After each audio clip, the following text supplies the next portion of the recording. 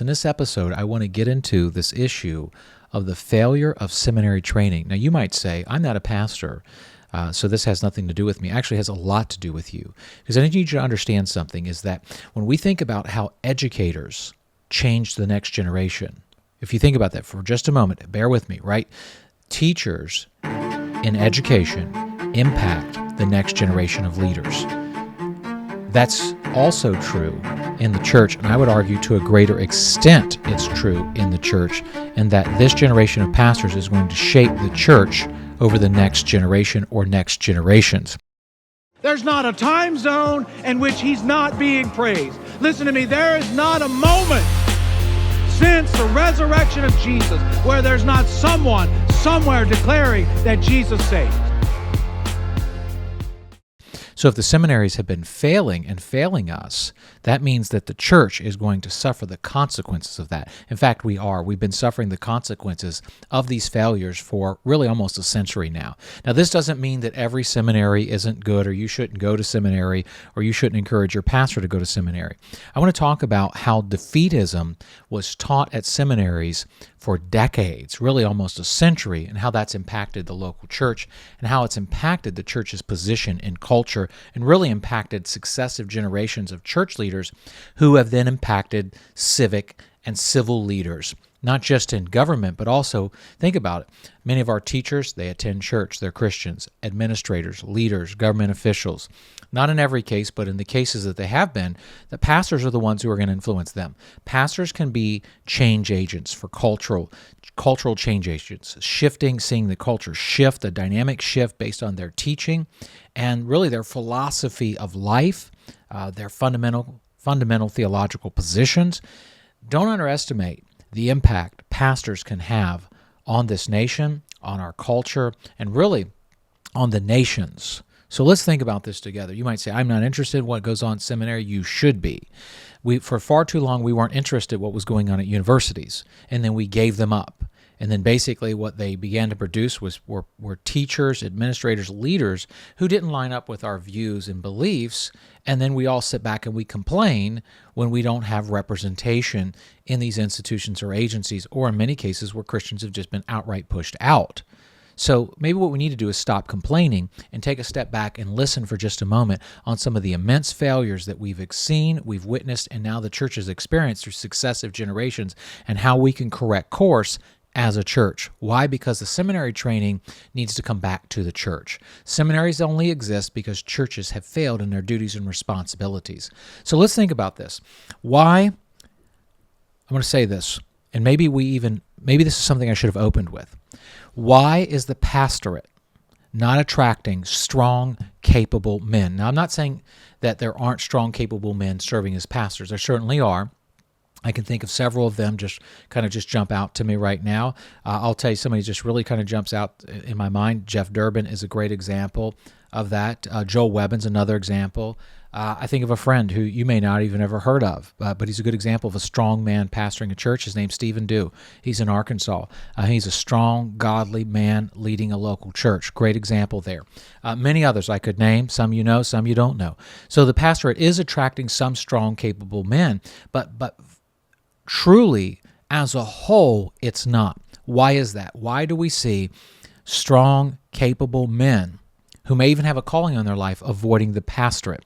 I think part of it is what we're finding in seminaries, and that seminary education's impacted pastors for successive generations, which has impacted churches, which has impacted church leadership, which has just basically made it to where strong, capable, competent men are avoiding the pastorate. Why? Because there's so many stereotypes. And when you think about, first thing when I say a pastor, the first thing that comes to your mind is probably this kind of a family chaplain. You know, he basically, all he does is hospital visits. By the way, being a pastor, making hospital visits, that's a blessing as part of my responsibilities, to go and see the saints as they are persevering through many, many challenges, physical challenges. So it's a blessing to me to have the opportunity to go and to pray with the saints. However, some view the job as that's all there is to the job. You basically wander around a hospital and you're praying for sick people, physically sick people. that is a part, and it's a beautiful part, because it shows that we value life from beginning all the way until we breathe our last breath on this side of eternity. So I'm not minimizing that. However, many don't understand that the job is robust, and it takes a strong, capable man who's called by God to do the job. But more than that, let me get right down to where all this meets the road. I'm going to get to where the rubber meets the road. For decades, pastors have been taught in seminaries a defeatist theology. A defeatist theology basically says we're supposed to lose, a defeatist narrative. Why would any strong, capable man? Think about this. God created men. And if you're not interested in seminary stuff, listen to this. God created men to if you will, to be conquerors, right? That's Adam was told to have dominion. Over, to lead well and exercise dominion. We have given up that dominion, forsaken that dominion. Now, that doesn't mean that women don't have a role in our society and a role in entities. I'm not saying that. So no, you're misunderstanding me. I'm talking to men right now. Men were created and called to lead, okay? If you look at it, you see this in industry. Men pursue, and not to say, and again, I'm not saying women don't. I'm talking to men right now. Men pursue with a great vigor this idea of conquering. That's why we send young men to war. I'm not endorsing war. I'm not saying that I'm pro-war. Certainly, there's peace through strength. I understand that. However, I think about it. One of my sons is a veteran. One of my sons is currently serving. One of my daughters is serving. And one of my sons is preparing to go and serve. So I understand we send our young people out to serve and to protect our nation. But what if we were to ask our young people to enlist in the military and tell them no matter what war we wage, we'll lose? We're going to lose no matter what. Who would want to enlist? No one will want to enlist. We're going to lose. We're supposed to lose. Telling them we're supposed to lose. But this is what pastors have been being taught in seminaries, not because the Bible says we're going to lose, but because of a philosophy, a system of thought that appears in really kind of the late 19th century, when everybody believed it was the end of the world. And by the way, they were wrong, and those who are saying it's the end of the world today are also wrong. Here's the thing you can say. Anybody who says it's the end of the world, you can know this. The only 100% accurate, people are predicting all the time, or how accurate are their predictions? I can tell you what is always 100%. Is the person who tells you it's the end of the world has been 100% wrong every single time. And I hear the retort. I can always hear it right now. Yeah, but we're closer. How do you know that? You have no idea what you're talking about. You're just making that up. I mean, you're like the guy at work who is telling everybody that one of these days he's going to win the lottery. Everybody hears you, but no one's really taking that serious. And everyone wants to be your friend, because I guess if he still did, you'd want to be his friend. I don't know. I'm obviously being facetious. The point of that is that we were being taught. I was even taught this in Bible college, not so much in seminary. By the time I was in seminary, some of this defeatism had shifted a little bit. By the time I got there, we started hearing words like cultural engagement, which was pretense for the wokeism that we see coming in. I'm very proud of the seminary I attended. I believe that there are a lot of strong, capable men there, not only leading the institution, but also still teaching in the institution. So I'm going to go on the record and say I'm proud that I attended the Southern Baptist Theological Seminary. I'm proud of the leadership there, and certainly not everybody who teaches there is somebody I would say, well, I'm going to endorse, but very proud to have earned 3 graduate degrees from the Southern Baptist Theological Seminary. So there are some good seminaries. However, seminary as a whole is what I'm talking about. Particularly the college I went to, which was a Christian college, taught defeatism, basically taught we're supposed to lose, and it was just a matter of time. And here's what was being taught. Is what you do is you get a newspaper. We obviously most people don't carry a newspaper anymore. Now everybody gets on their phone, gets on the internet, and they read the news. And so basically we were taught, go through the news, find a sign, and then that sign, and you go to the Bible and try to justify that sign as a sign of the times or the sign of the end times. It's always like this self-authenticating thing, because you started with the conclusion, went back to the Bible to prove it. Listen, people who say it's the end days have been 100% wrong.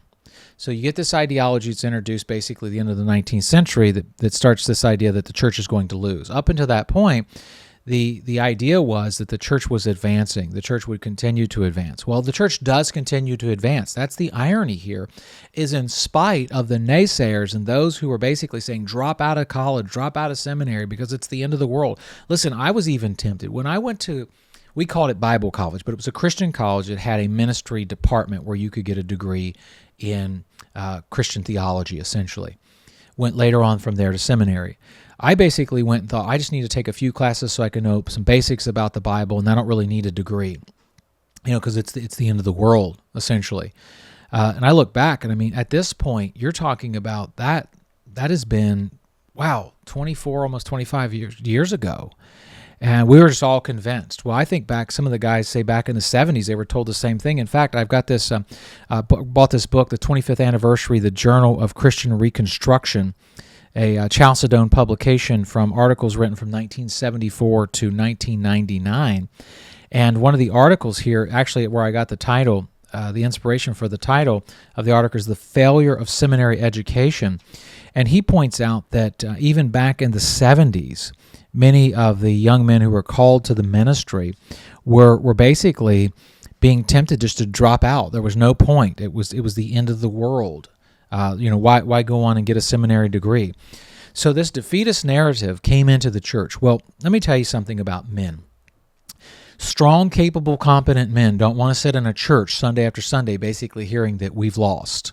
Okay, we've not lost. The Scripture does not teach that we've lost. The Scripture does not teach that we're going to lose. The church doesn't lose, will not lose.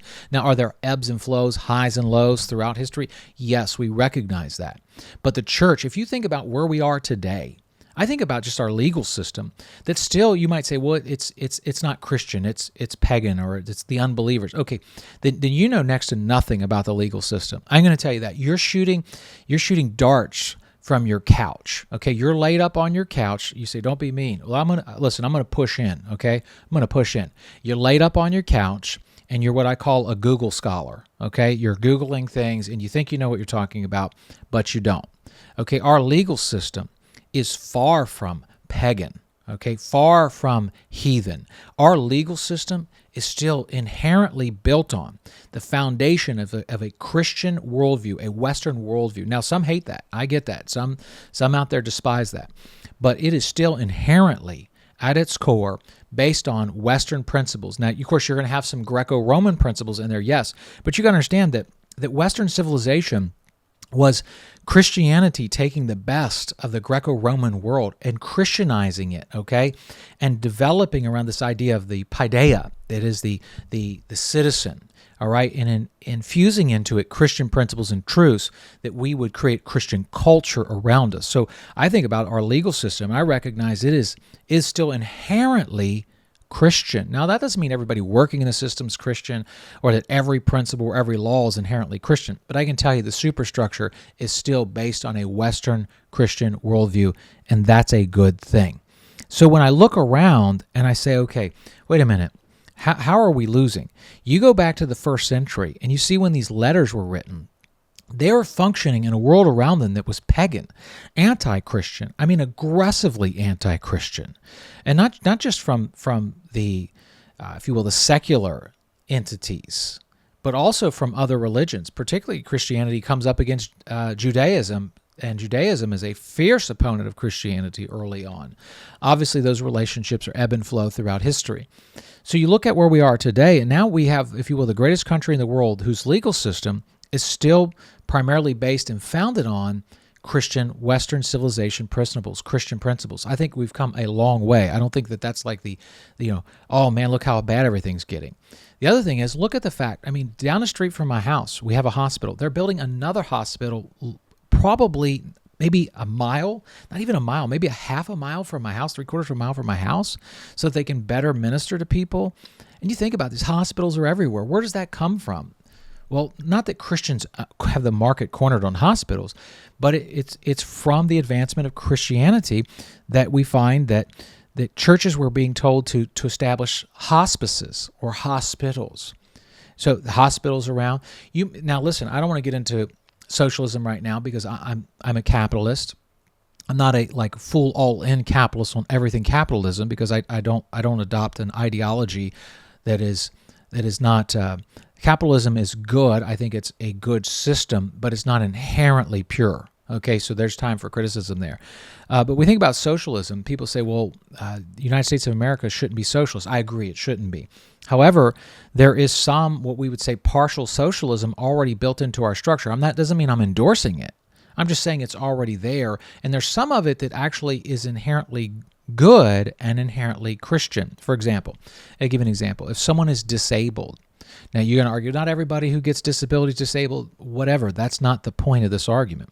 The point is that, think about it. If someone is disabled, physically disabled, as a people, we provide them with income. Now, I get it's not a lot. I understand that. Housing, medical treatment. Where does that come from? You say, well, that's not Christianity. Well, at its core, that was developed because of Christian principles. So far from being defeated. Now, I understand that we have one generation as they become closer and closer to the end of their lives, and they've had all their fun. They're ready for it to be the end of the world. Okay, but it's not. I can tell you this. You can mark it down. The one thing that the self-proclaimed prophet / Sunday school teacher is telling you, when they're telling you, or he or she's telling you, it's the end of the world, it's the end of the world, it's the end of the world, you can guarantee every single time they're wrong. In fact, watch this a year from now, and I will tell you they're wrong. Last October 7th, we were being told all kinds of evangelical Christians popping up everywhere. It's the end of the world. This is a sign of the times. This is Gog Magog. Here we are, almost a year later, and guess what? They were all wrong. Continue to be wrong. Well, a couple other things I want to point out here. Here's another way the seminaries have failed us, is they haven't trained pastors to be theologians. Basically, now, when I went to seminary, they were correcting course, and I think they're doing a great job at many seminaries correcting course on this. Pastors are coming out, and they are coming out as theologians. Now, there's some rub as you come into churches where for 40 or 50 years, the pastor is in the pulpit, maybe was a faithful man, loved the Lord, loved the church, did a great job, but wasn't a theologian per se. Wasn't trained as a theologian. Now, that's not a criticism of that pastor. I know many godly men who don't have formal education or training who've done a phenomenal job, but I want to show you how seminaries failed us for generations and how it's impacted the church. The churches, evangelical churches, have adopted this anti-intellectualism. Where'd that come from? Because if you think about it, pastors used to be known as the parson. That's why we call it the parsonage. Now, in the South, they call it the pastorium, but it's generally known as the parsonage. Why? Because the pastor was known as the parson, an Old English word which means the person. Why? Because he was usually one of the most educated, if not the most educated person in the community. You can think of historically the three professions in the United States, historically. If you go back to the beginning, there were three professions. The ministers, physicians, and lawyers. Those were the three professions. Now, it doesn't mean there was the only vocations, but they were recognized as the three professions. So when you think about what's happened is we brought the educational standards down for pastors. Pastors aren't trained as theologians. They come into the pulpits and you get kind of a bare minimum, basically what you would get from a Sunday school class lesson for decades.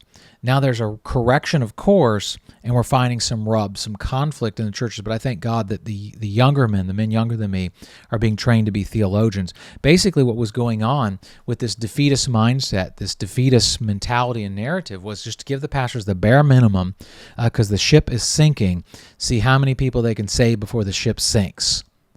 And what that's done, that's wreaked havoc in the churches. And so what that did is that kicked the door open as you have strong, capable men who don't want to be part. Look, I don't want to be on a boat that's sinking. I don't want to be on a cruise ship either. Okay, it's two boats I don't want to be. Well, frankly, if my wife wants to go on a cruise, I'll go on a cruise with my wife. So far, she said no. We did like a little boat thing, and she said she was getting sick. So I'm not sure how that's going to work out. Nonetheless, if we want to use the metaphor, let's use the metaphor. Let's own the metaphor. I don't want to be on a cruise ship. Okay. All right, so if I'm thinking about the church as a cruise ship, nope, not interested. No, thank you. And I'm definitely not want to be on the Titanic. I'm not going on a sinking ship. All right, and real men don't want to be part of that. Okay, but you talk about a battleship. Okay, I'm in. I'm your guy. All right. The metaphor is inherently masculine. When you pull strong, capable men out, here's what happens: is the pastorate begins to be filled with effeminate men who disposition is much weaker. What happens then is you end up with unqualified men kind of surfacing in churches, and you have this conflict now. So what happens is over decades, pastors are no longer seen as strong, vibrant leaders in the community who lead strong, vibrant men to transform the community. Basically, they become simply a chaplain who is to minister to, a key family or key persons who own or run the church. And then the church becomes inept and absolutely irrelevant. The seminaries failed us for almost 100 years in this matter. They've disregarded the clear teaching and the role and responsibilities of the pastor to be the leading theologian in the church. If the pastor isn't a theologian, where will we get sound theology? That's, to me, it's obvious. If you might say, well, theology is boring. Well, maybe it's because there's a boring person talking to you about theology.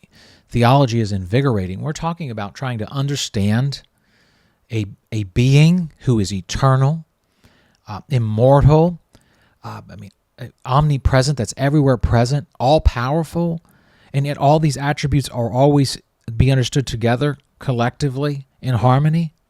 A being who exists in a triunity that's beyond even my comprehension. A being who, while being God in the second person, became man, two natures, yet without any mixture of the natures in one person. Invigorating. So here's what we need. We need a resurgence and a reformation. Where does it start? It starts in the churches. It starts in the churches. That we need to challenge our young men to show them that the call to the pastorate isn't basically, if nothing else worked out for you, you could do this. Unfortunately, we have so many men coming into the pastorate who just want something easy. They can phone it in. They haven't counted the cost, essentially. What we need is a resurgence and a reformation in the church. Seminaries were just places to get basic Bible training and the credentials to get a job at a church. Because of that, they've produced very few pastor theologians and really people who weren't interested in being thinkers, people who were just being parrots, just repeating what they hear their favorite TV preacher saying. We need a new revolution. In this new revolution, seminary education needs to come back to the church. If you have a young man who's called to be a pastor in your church, don't just send him off. The great thing is now they can do training online. You need to be pouring into him, training him in the church. I've said this before. Look, if he's not ever had a job outside of the pastorate, make him go get a job outside the pastorate so he can see what it's like where other strong, vibrant Christian men are having to function and operate. Young men and young women are hungry for sound theology. They're hungry for theological teaching. It's no longer going to be okay that we get a popular book from our favorite TV preacher and we hand it out and we run around and say, that's all I read. Listen, young people can get on YouTube. They have access to so much information out there. So much is out there for them, and this can be a really good thing. And that they're asking hard theological questions. This is a great opportunity for us to teach sound theology. That's why I think we've got to reverse course. We've got to show that the pastorate is a place where strong, vibrant, intelligent, capable men can serve and serve well. And we need to put it out there. We need to let people know. The Bible is very clear on this. 1 Timothy chapter 3. Let me just read this to you. I want to close with this. 1 Timothy chapter 3. This saying is trustworthy. Now, that's the second time Paul's used that statement in 1 Timothy. If anyone aspires to the office of overseer, that's overseer is used interchangeably. In some translations it says bishop, but it's used interchangeably for the pastor, elder of the church. He desires a noble task. Unfortunately, the pastorate has fallen in disrepute. It's fallen in disrepute because strong men are unwilling to enter into a vocation where basically what they're going to be faced with is anti-intellectualism, where basically they're going to be expected to be a chaplain over a family chapel, and that they're going to be expected to be a doormat that just gets ran over constantly. What we need to do is show our young men that pastors are called to be shepherd warriors, strong, capable, competent, and confident leaders. Look, the reality is that pastors are like anybody else. They're not superhuman. But I can tell you this, the church doesn't stand a chance if we don't get strong, capable pastors leading them. So let's pray for a reformation. Let's pray for a revival to break out amongst our young men, that they would once again see the pastorate as a worthwhile calling. So what Paul says, he desires a noble task. Let's train up the next generation of young, capable, qualified men to go out and to preach the gospel. Well, until then, there can be no excuses. There can be no surrender, and there will be no retreat. Why? Because Jesus Christ is King.